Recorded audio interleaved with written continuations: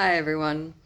I just shared a post on my relationship and definition and living experience of the words process, purifying words, and redefining and living words. Um, and it's been quite an interesting process writing out this document because initially, I my starting point was to simply share the general context, of how I currently and essentially always have looked at my relationship with process, purifying words, redefining, and living words. Um, but it was pointed out to me that, on the level of awareness, I, at this point in time, approach it and, access and live and express it over 20 years of life experience is not necessarily where, everyone else is at. Um, so I then started shifting my starting point to considering, everyone else who may be reading this document and where they are within their life paths or journeys or experiences. So, I really had to kind of align and settle into myself in relation to this document that, as much as it is about me sharing myself, I am also taking into account and consideration everyone else.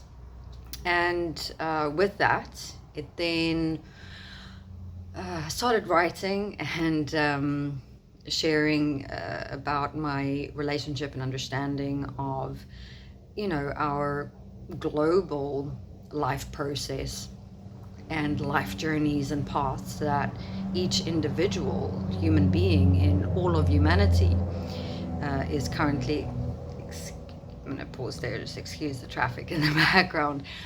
But, you know, process as a life path, a life journey, a life experience that is so individual and unique for every single person on earth. And from there also I went into looking at the word discipline, because the word discipline had been opening up inside myself and my everyday life of late, and so therefore I chose to walk through the word self-discipline as an example, and it was so beautiful and fascinating.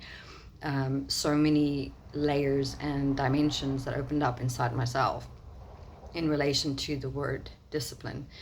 And even though overall, it took me about 2 weeks to walk through this document, it's also to understand that even though it took me 2 weeks, there's obviously everyday life circumstances and events and responsibilities and obligations that happens.